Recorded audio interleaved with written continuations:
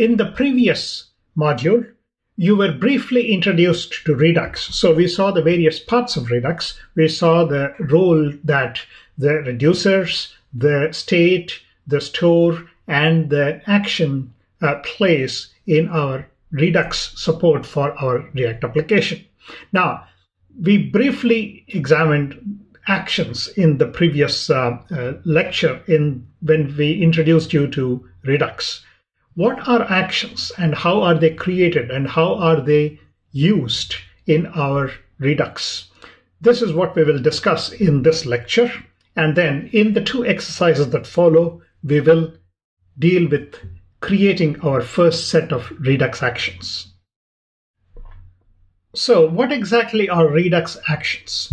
Redux actions are payloads of information that are sent by from your application to the store in order to effect any change in the store state. Now, when you send an action to the store, you use the store's dispatch method to send the action to the store. We will see how to use the dispatch method in the exercise.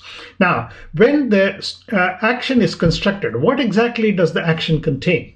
The action is a plain JavaScript object. Now, when you define the structure of this JavaScript object, this JavaScript object should contain a type field or a type property which indicates what type of action this is. So when this action is delivered to a reducer function, the reducer function will be able to interpret what type of action it is and then initiate the appropriate action to change the state of our store there.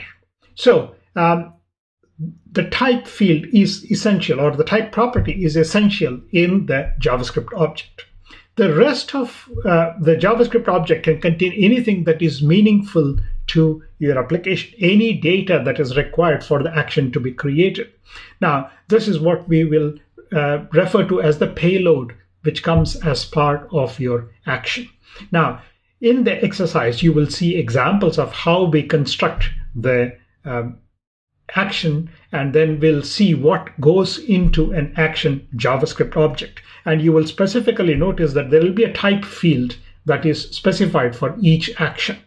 That the easiest way of specifying the type field is to create a set of string constants called as the action types, and then make use of them when you define the various actions within your React and Redux implementation.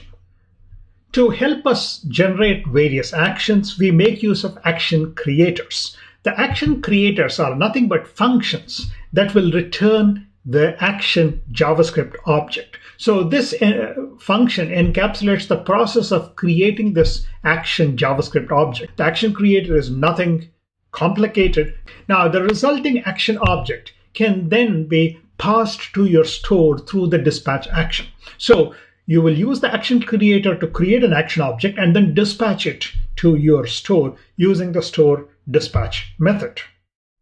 Within your store, you have reducers that take in the action as one of the parameters and then takes in the previous state or the current state of your application as the other parameter and then generates the new state. So the reducer should take the previous state and action and return the next state. Now, when it generates the next state, one thing that we have emphasized earlier also, and I'll emphasize again, is that we should never mutate the current state. So when you need to return the next state, you will make a copy of the state and then make modifications to this copy and then return that copy from the reducer function there. And the actions that are typically handled inside the reducer function. So you see that your reducer function receives the previous state and the action. Now, when the action is received, the action has to be then examined and then based on the type property in the action. So now you see the reason for the type property in the action. Based on the type property in the action, you will write typically the reducer function as a switch statement. So you will use the action type as the switch and then switch on the action type and then decide what needs to be done within your reducer function. Now, the default case is that if your reducer is not going to act on that action supplied, sometimes the reducer may not have to make any changes to the part of the state that it controls in response to an action being delivered to it. In that case, it will simply return the previous state. Now, when we implemented the reducer in the introduction to Redux exercise, we simply return the state without worrying about what the action is specifying. So that is the default return from your reducer. For simple applications, a single reducer function may be more than sufficient. But when you have complex applications, especially when the state of your application has many parts, then it is more easier to split your reducer into multiple functions there.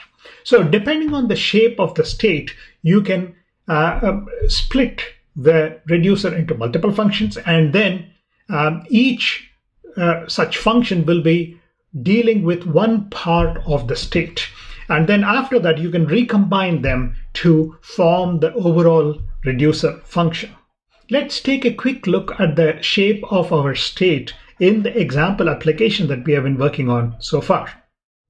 Going to our application, in the reducer.js file, you see that we have defined our state as consisting of 4 properties here: dishes, comments, promotions, and leaders. Now, as you would expect, none of these are in any way overlapping with the needs of any of the other properties. So dishes is independent of comments, comments is independent of promotions, and similarly of leaders. So this also means that I could easily have separate reducer functions that deal with each of the parts of my state, and then they will worry about modifying just that part of the state or that slice of that state. So this will allow us to decompose our overall reducer into multiple simpler reducers and then compose them together back into an overall reducer based on the shape of our state. And this facilitates more scalable way of developing our Redux application. So again, emphasizing the point, you can split the reducer into simpler reducer functions, and then each of these simpler reducer function operates only on some of the fields within your state. So it manages parts or slices of the global state. Then after that, you can combine these simpler functions into a overall function by using combined reducers, which Redux supports, and then create a way of managing the overall global state. Now, in the exercise, we will actually do this and understand how we can effect this in our application.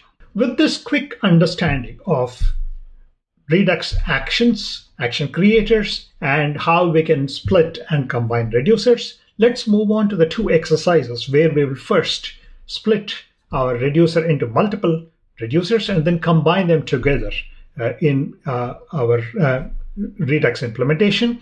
And then after that, we will create an action and then generate the corresponding action creator, and then use the action creator to generate the action object and then dispatch it to our store and see the result in the second exercise in this lesson.